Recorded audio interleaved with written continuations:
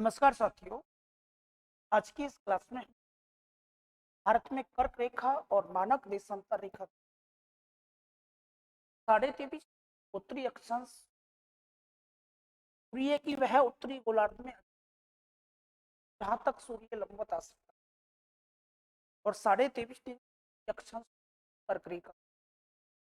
और ये कर्क रेखा भारत के लगभग 20 से होकर गुजरती। प्रश्न ये आएगा कि कर्क रेखा भारत में कितने राज्यों से होकर गुजरती है, तो फिर आपको बताना होगा कर्क रेखा भारत में टोटल 8 राज्य। ये 8 राज्य कौन से हैं? हम एक सेंटेंस याद कर सकते हैं।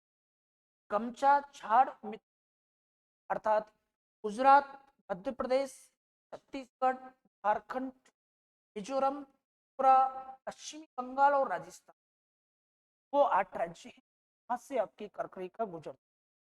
कई बार प्रश्न पूछा जाता है कि निम्न में से किस राज्य से नहीं गुजरती है। या तो आपको ऑप्शन मिलेगा या ऑप्शन में आपको ओडिशा मिलता है, नहीं गुजरती है। फिर अगला प्रश्न आएगा कि कर्क रेखा की हमारे भारत में सर्वाधिक लंबाई कहां पर है? सर्वाधिक लंबाई बेटा मध्य प्रदेश। और सबसे कम लंबाई वाला राज्य कौन है? सबसे कम लंबाई जो है आपके वो राजस्थान। सूर्य जब कर्क रेखा पर लंबवत होता है 21, तब भारत में सबसे बड़ा दिन और सबसे कर्क रेखा के जस्ट विपरीत स्थिति तो बनेगी वो 23.5 दक्षिणी अक्षांश पे, हम मकर रेखा कहते हैं।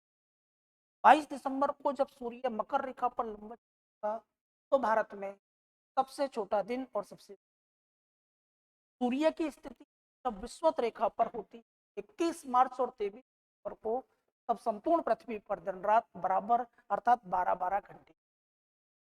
तो 21 मार्च को जब सूर्य विषुवत रेखा पर लंबवत चमक चुका होता है और उसके बाद धीरे धीरे उसकी लंबवत स्थिति विषुवत रेखा की ओर बढ़ती है, तो भारत का जो दक्षिणतम बिंदु है पॉइंट, उसकी कर्क रेखा से दूरी आपसे कितनी दूरी पर है? तो वो 876 किलोमीटर की। भारत का दक्षिणतम बिंदु विषुवत रेखा से कितने पर है? तो 876 किलोमीटर। भारत में सबसे पहले सूर्य लंबवत किस स्थान पे आएगा? तो इंदिरा पॉइंट। मुख्य भूमि में सबसे पहले कहाँ आएगा? तो कन्याकुमारी में। और कन्याकुमारी के बाद धीरे धीरे इसकी लंबवत कर्क रेखा की ओर, और कर्क रेखा पर आपका ये सूर्य कब लंबवत पहुंच जाता है? तो 21 को पहुंच। भारत में जो स्थान इस कर्क रेखा के नीचे, वहां साल में कभी ना कभी सूर्य आता है। लेकिन जो स्थान इस कर्क रेखा के ऊपर है वहां सूर्य कभी भी नहीं आता है। बल्कि जैसे जैसे मैं आपको कर्क रेखा से दूर लेता जाऊंगा सूर्य की किरणों का तिरछापन बढ़ता जाएगा। भारत में अगर बात करें तो सबसे तिरछी किरणें लद्दाख में पड़ेंगी, और राजस्थान में अगर हम बात करें तो सबसे तिरछी किरणें गंगानगर में। अब इसके अलावा कई बार प्रश्न ये जो 8 राज्य, इन 8 राज्यों में कितने राज्यों की राजधानी कर्क रेखा के ऊपर है जहां सूर्य लंबवत नहीं आता है? तो ऐसे 3 राज्य हैं। एक आपका राजस्थान, एक आपके त्रिपुरा और एक आपके मिजोरम। इन तीनों की राजधानी कर्क रेखा के ऊपर में है। और 5 राज्य जो है राजधानी कर्क रेखा के दक्षिण। कर्क रेखा के दक्षिण में राजधानियों में कर्क रेखा के बिल्कुल पास राजधानी शहर कौन सा? तो मध्य प्रदेश की राजधानी भोपाल है। कर्क रेखा 23 डिग्री और 30 पे है, और भोपाल की स्थिति 23 डिग्री और 25 है। इसके अलावा गांधीनगर, झारखंड की राजधानी रांची और मिजोरम की राजधानी थोड़ा सा ऊपर है 23 डिग्री और 36 मिनट पे आइजोल में। इन 8 राज्यों में से सबसे दक्षिण में राजधानी किस? छत्तीसगढ़ के रायपुर। ये बात तो हमें कर्क रेखा से संबंधित।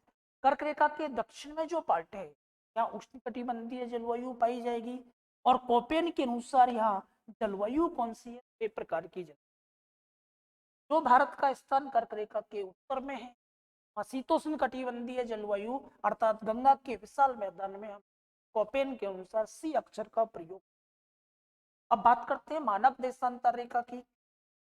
तो भारत में स्थानीय समय की अंतर को दूर करने के लिए भारत ने अपने देशांतरीय विस्तार के लगभग बीच से होकर एक रेखा खींची, का नाम है 82.5 डिग्री रेखा। भारत की मानक देशांतर रेखा, यहाँ से आपकी घड़ियों का समय निश्चित। मानक देशांतर रेखा इलाहाबाद के पास मिर्जापुर से होकर गुजरती। फिर अगला प्रश्न आएगा कि मानक देशांतर रेखा भारत के कितने राज्यों से, राज्यों की संख्या पूछेगा तो 5 है। कौन से 5 राज्य हैं? तो एक तो बेटा आपको उत्तर प्रदेश याद रखना है, दूसरा मध्य प्रदेश, तीसरा छत्तीसगढ़, चौथा ओडिशा और पांचवा आंध्र प्रदेश। ये 5 राज्य हैं जहां से आपकी मानक देशांतर रेखा गुजरती। कई बार प्रश्न ये आएगा, भारत में कर्क रेखा और मानक देशांतर रेखा का मिलन कहाँ होता है? तो ये छत्तीसगढ़ राज्य में। अगर जगह पूछता है तो बैकुंठपुर नामक स्थान।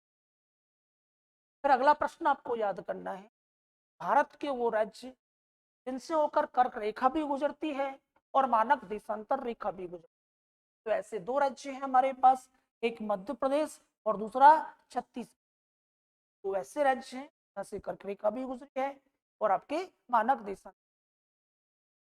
अंतरराष्ट्रीय मानक समय 0 डिग्री देशांतर रेखा से निश्चित किया जाता है, जिसे हमने ग्रीनविच रेखा भी कहा और इसको कहते हैं टाइम। क्योंकि हमारी पृथ्वी पश्चिम से पूर्व की ओर एंटी क्लॉकवाइज घूमती है, तो किसी भी स्थान पर सूर्योदय जो होता है वो पूर्व दिशा में होता है और पश्चिम दिशा में सूर्य। एक देशांतर पर समय का अंतर, स्थानीय समय का अंतर कितना आ जाता है? तो 4 मिनट। तो किसी भी भौगोलिक क्षेत्र के पूर्वी भाग में सूर्योदय और सूर्यास्त पहले होता है और पश्चिमी भाग में सूर्योदय और सूर्यास्त बाद में। तो भारत में सबसे पहले सूर्योदय और सूर्यास्त अरुणाचल प्रदेश का, और सबसे बाद में कहाँ होगा? तो सबसे बाद में गुजरात में। यही प्रश्न अगर हमें राजस्थान में पूछे तो सबसे पहले सूर्य के दर्शन आपको जोधपुर में हो और सबसे बाद में कहाँ होंगे? तो जैसलमेर। स्थानीय समय में अंतर कितना होगा ये इस बात पे निर्भर करता है कि उनके मध्य देशांतर कितना। देशांतर को 4 से गुना कर दो, समय का अंतर आ जाएगा। तो भारत के सबसे पूर्वी और पश्चिमी भाग के मध्य स्थानीय समय का जो अंतर आता है वो लगभग आपके 2 घंटे का आता है।